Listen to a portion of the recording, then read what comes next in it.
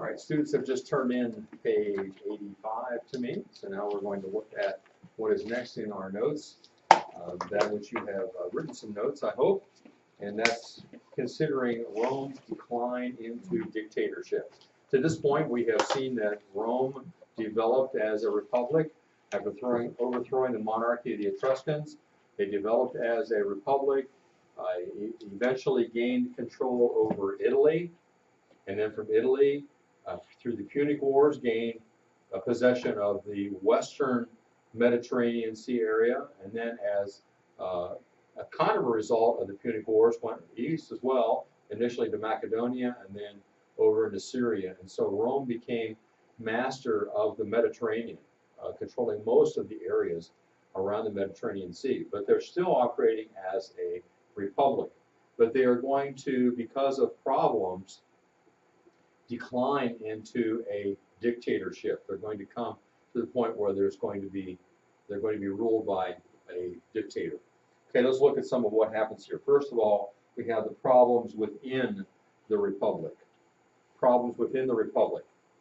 The fact of the matter is, as they continue to expand their territories, they have more and more military that they're using. And the military burden of supplying soldiers and the economic hardship of paying for soldiers both fell upon the small farmer.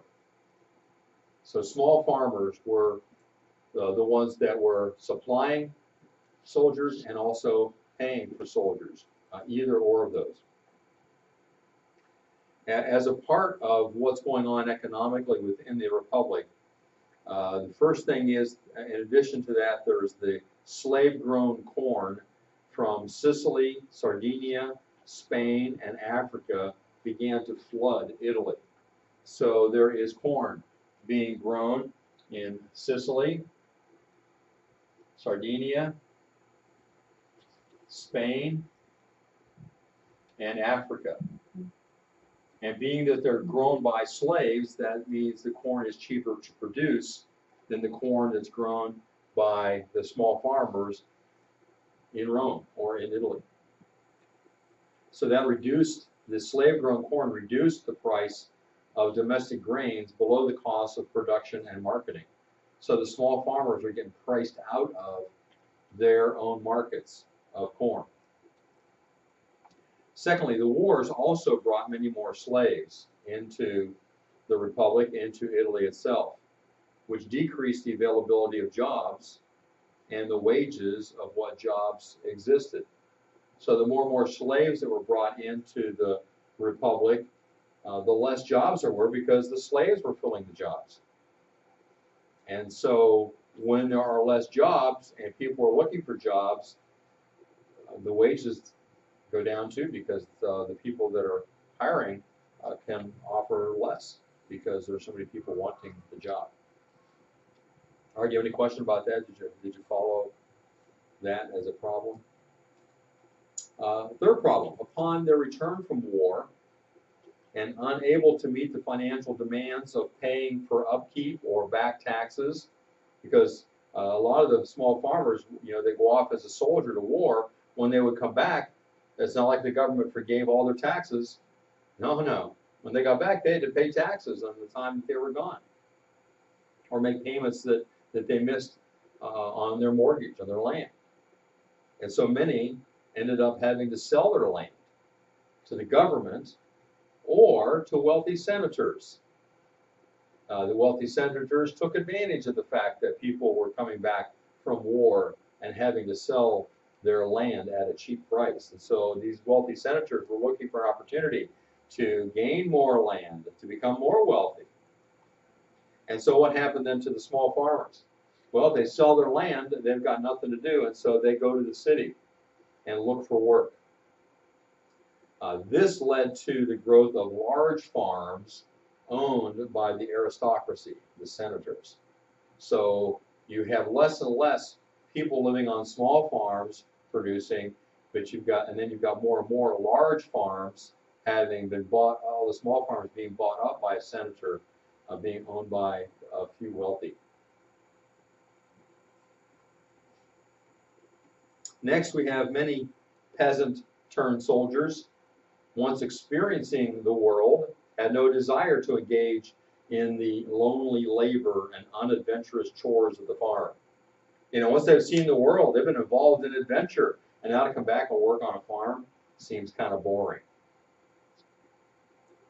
So they didn't have much hope of having a very nice life living on the farm anymore. So they moved to the city, but there are no jobs, and so they turned to the government for help. In the city, the peasant could watch without cost the exciting games of the amphitheater, receive cheap corn from the government, sell his vote to the highest bidder or promiser, and lose himself in the impoverished and indiscriminate mass. More and more people coming to Rome. More and more people are just kind of lost there. Free entertainment, some free food, and basically they are nobody. Well, they kept looking for the government for assistance, all these farmers that came, but aside from a little bit of cheap corn that they may have been given, they weren't getting any assistance from the Roman government. In the interim, the tribal assembly that had, remember, gained enough power that they were almost on an equal footing with the Senate, well, they lost power during the Punic Wars, and the Senate became more and more powerful. The plight of the poor provided opportunities for increased prosperity for already wealthy landowners as they would buy up all the small farms, and many of them were senators. Pleas for reform went unheeded. The senators weren't interested because they were profiting from the problems. Well, there's also corruption in government, and that corruption in the Roman government spread out to the provinces. So corruption was not only in Rome, but in all the provinces that were out there as well. And this is where the system of tax collection through publicans began to be used, and it provided much opportunity for abuse. We've talked about the publicans in Bible class. Just as a reminder, these publicans or tax collectors would bid on a job of being the tax collector. They would pay someone in the government to have that job, and they would be required to collect so much money for Rome. They could charge whatever they wanted to beyond that to the people from whom they're collecting and keep the rest for themselves. So people just in general don't like tax collectors, but these guys were viewed as being crooks because they were charging more than what was necessary to line their own pockets. A lot of abuse. Well, there were some attempts at reform, but they did not work out very well. There were some champions of reform that we need to talk about, though, and those were the Gracchi brothers. First of all, Tiberius Gracchus would be the singular of Gracchi. He was the son-in-law of Scipio Africanus. Remember who Scipio Africanus was? Who was Scipio? Zach? General for the Roman army. Against Carthage. Right. So he's the one that brought the final victory over Carthage. Well, his son-in-law is this Tiberius Gracchus, and he became the spokesman for the common man. He's fighting for the common man, and he proposes changes in Rome's land policies. What were they? Well, first of all, he said that any lands conquered by Rome ought to be divided among the poor. So don't let the rich have even more land. Divide this land that we conquer among the poor. And then he proposed, secondly, that any public land that was controlled by one person should be limited. In other words, senators shouldn't be able to just continue to buy up more and more land. There needs to be a limit to how much land they can hold. All right, do you understand these two reforms that he wanted to have initiated? Any questions?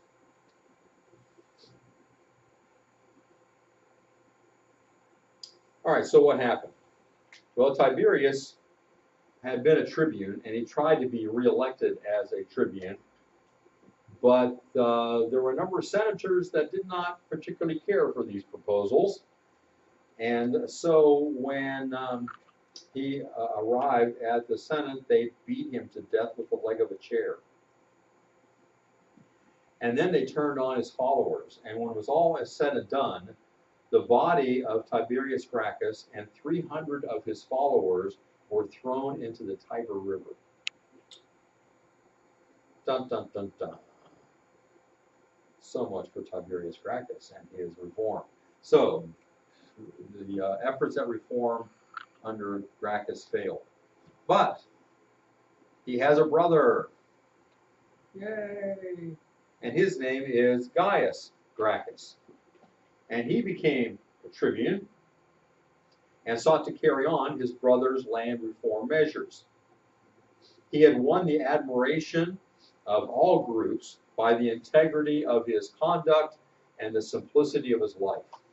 So everybody liked Gaius Gracchus. His passionate speaking made him the greatest of Roman orators before the time of Cicero. He also wanted the government to sell grain at low prices to the poor. He brought reform that benefited all classes.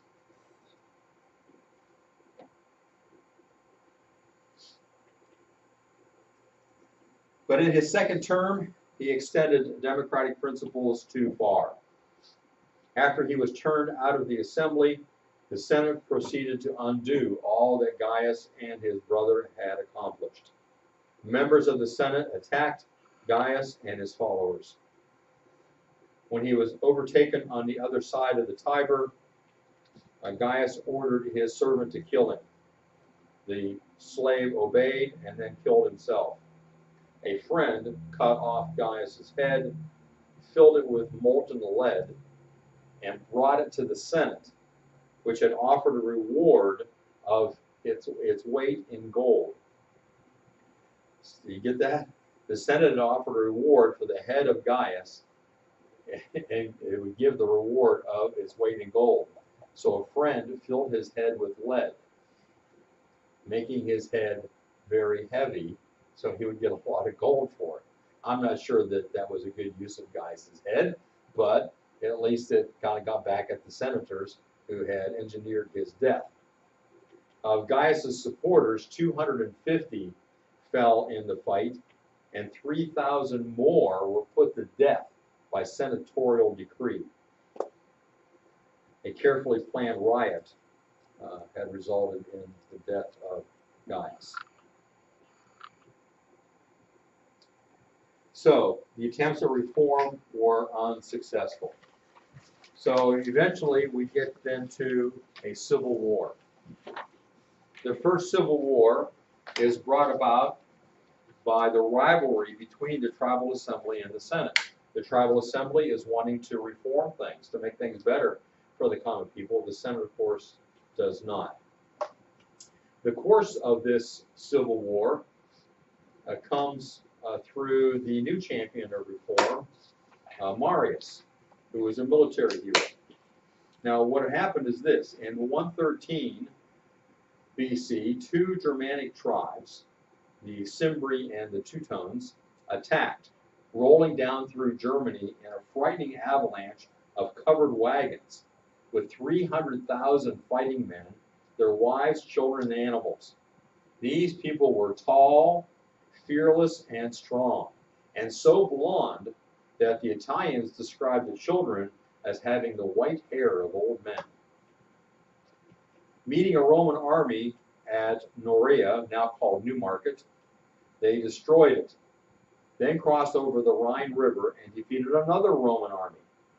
Pouring into southern Gaul, they overcame another 3 Roman armies, leaving 80,000 legionnaires and 40,000 camp followers dead on the field at Orange. Rome was terrified. They had never been so soundly defeated before. So Marius arises as a military hero to meet the threat. He created a professional army. allowing the poor and landless long-term enlistment and the promise of the spoils of war. So in other words, he promised them land and money if they would enlist long-term. This brought supreme devotion to the commander. You can imagine, they'll do anything Marius says because he has made some great promises to them. They finally have a hope for a future.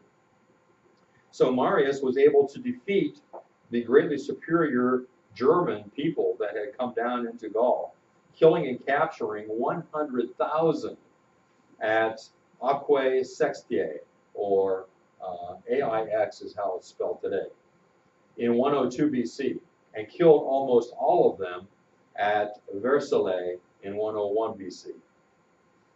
Well, because of his military heroics, he was elected consul 7 times in 21 years. Colonial lands were bestowed upon the recent veterans, and the price of state-doled corn was drastically reduced. Well, in 88 BC, the Senate chose the rival of Marius, whose name was Sulla, to put down an uprising in Asia Minor. The assembly, the tribal assembly, remember they don't have a good relationship with the Senate, they countered by compelling, by this time, the 69-year-old Marius to come out of retirement. So they've got the old war hero. They convinced him to come out of retirement to take care of this problem in Asia Minor because they don't want the Senate handling it by sending Sulla. This initiated a civil conflict. Marius and his followers were defeated by Sulla's devoted soldiers, whom he treated as comrades. Marius was outlawed, and he escaped to Africa. Sulla was described as a jolly companion and a generous friend, devoted to wine, women, battle, and song. And so he got along well with his fellow soldiers. Well, thinking the trouble was over, with Marius having been exiled, Sulla proceeded on to Asia Minor. But Marius returned, murdered the senators who had opposed him, and all of Sulla's friends were killed and his property confiscated while he's gone to fight in Asia Minor. He was deposed from his command and declared a public enemy. He thought things were in hand, but while he's gone, things turned rather sharply. A month after being chosen consul for the 7th time, Marius died, and at that, Sulla returned. When Sulla returned, he decided enough is enough, and he had himself declared dictator by the Senate, and he set about to reorganize the Roman government. There were 2 laws that had a lasting effect. One was that the Senate was granted supreme power. No more fighting between the tribal assembly and the Senate. The Senate has supreme power, enough said. That's it.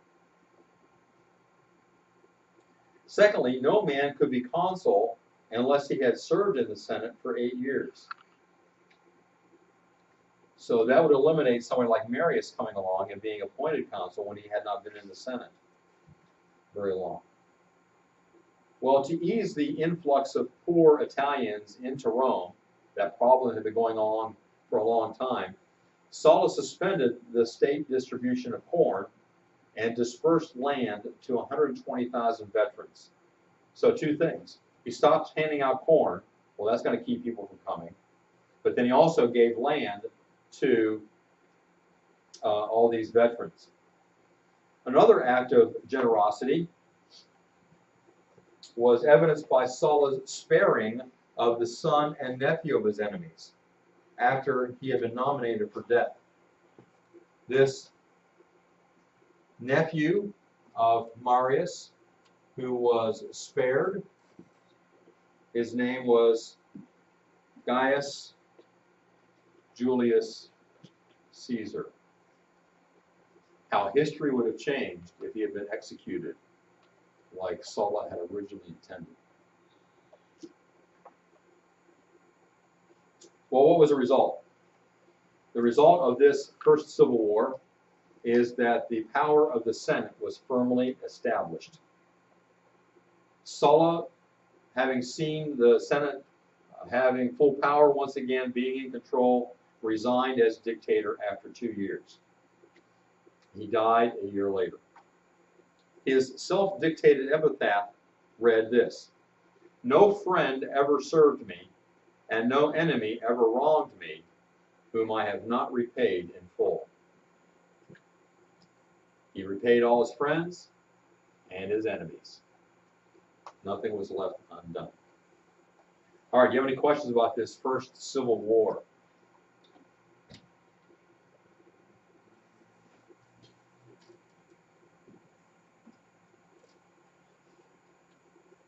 If there's a first civil war, there must be what? A second civil war. And here we go. The second civil war. The cause of the second civil war was this: corruption was extensive. Economic and political crises made people willing to exchange their freedom for temporary relief embodied in ambitious men. Antiquity had never known so rich, so powerful, and so corrupt a government. So it was so bad that people were willing to give up their own freedom for temporary relief.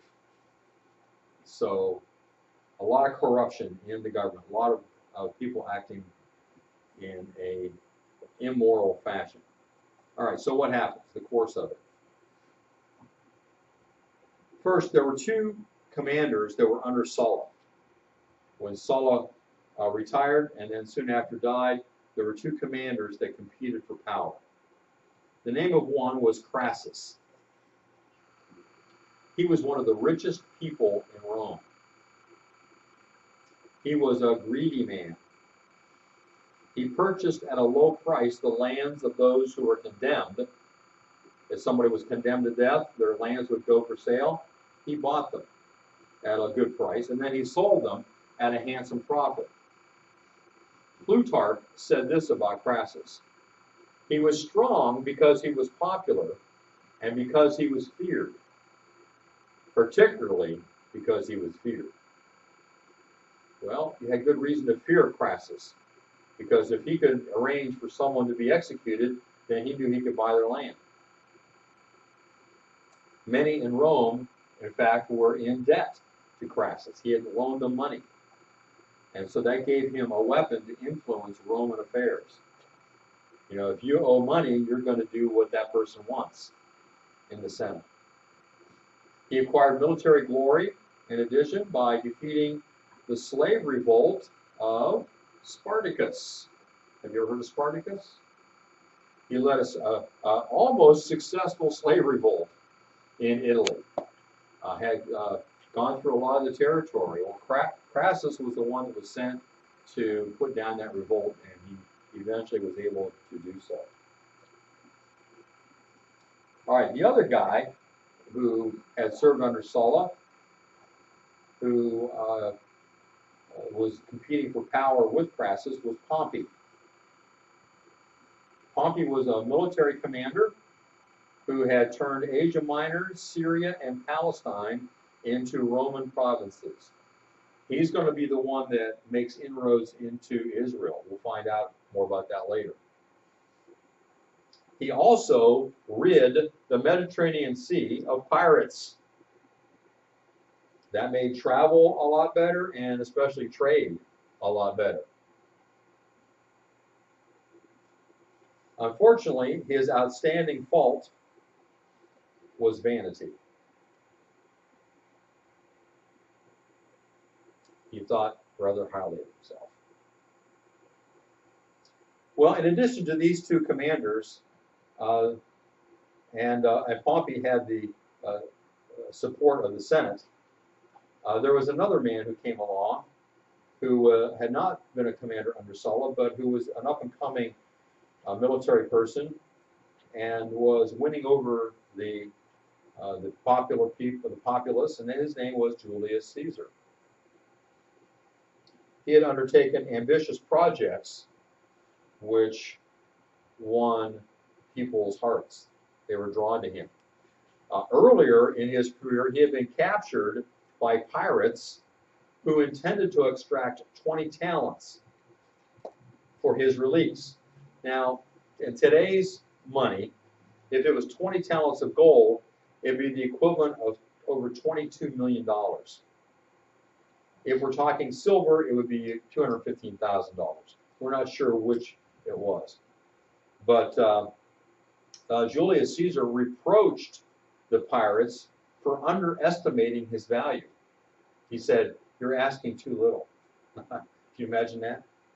And he volunteered to give them 50 talents instead of the 20 they were demanding. Having sent his servants to raise the money, he amused himself while he was waiting to be released by writing poems and reading them to his captors. They did not like his poems. He called them dull barbarians and promised to hang them at the earliest opportunity. When the ransom came, he was released and he hurried over to Miletus. He engaged some vessels and crews.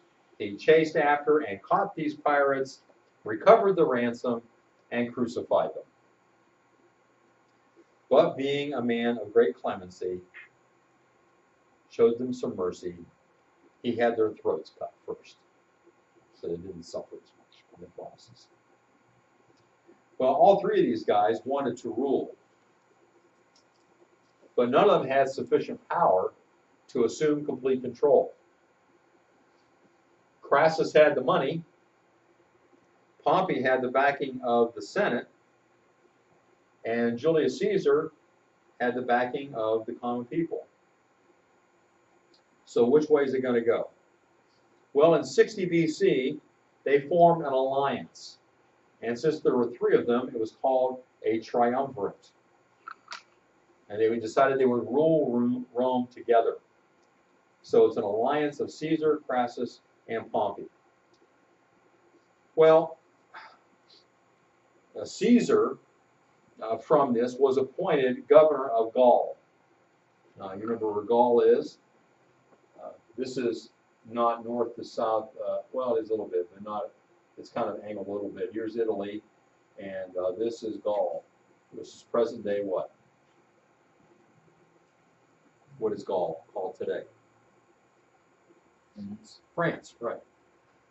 So he is given governorship over what is present day France. And he trained there a well-disciplined and loyal army, and he did a very smart thing.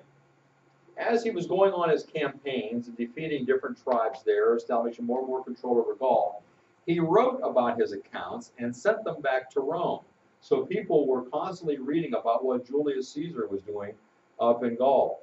That increased his popularity greatly and caused jealousy in Pompey. By this time, Crassus had died in battle in Asia, where he led a great army against Parthia. By the way, after the battle, his head was cut off, and into his mouth his conqueror poured molten gold. Seems appropriate for someone that loved money as much as he did. So, what's left is Caesar and Pompey.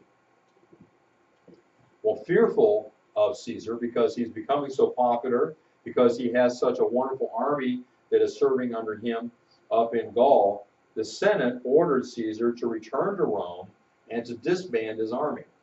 They were afraid of him. Well, Caesar came to what's called the Rubicon River, which is in the north of Italy, and it's considered the northern border of Italy. And so he got to that river knowing that if he did not disband his army before crossing, that would be considered an act of war against the Senate.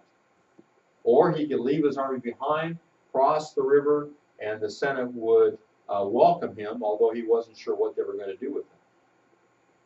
What Caesar decided to do was to cross the Rubicon River with his army. That is the point of no return. And even today, you may hear someone talk about crossing their Rubicon, or someone crossing the Rubicon. What that means is they have gone beyond the point where you can turn back.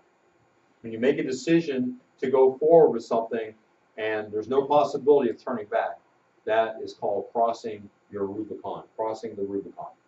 So Caesar did that, and made it be known that he was declaring war on Pompey and the Senate. Well, when the two armies met, Caesar won handily, which caused Pompey to flee to Egypt. And in Egypt, he is killed. The circumstances of that death we're going to take up later. Interesting story, but it involves some people that we haven't come to yet. So we'll wait until we get those people, and then we'll come back to see how Pompey was killed.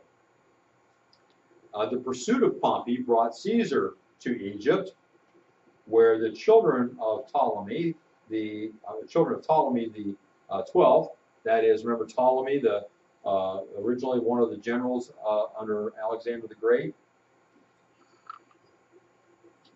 Okay, there's no slides of this. Remember the Ptolemy, the general under Alexander the Great, and his descendants were ruling in Egypt. Well, by this time we're to Ptolemy the 12th and Ptolemy the 13th, and the female in the group, the sister, was Cleopatra. And they were fighting with one another over control of the country. Well, Egypt was important to Rome because of the tremendous amount of grain that they grew, which was exported to Rome. Knowing that her success depended upon Rome, the 17-year-old Cleopatra, who had been chased out of the city of Alexandria, and knew that she needed to get back in and to be able to speak with Julius Caesar in order to get Rome's backing. So she decided to smuggle herself in because her brothers would not let her in. She would have been stopped at the border. So she had herself wrapped up in a rug. And so it looked like just a rug merchant was coming into the city with a bunch of rugs. And she gave orders that they was to be delivered to Julius Caesar. And when it was brought into him, they unrolled the rug, and there was Cleopatra. And so she was standing there in the presence of Julius Caesar.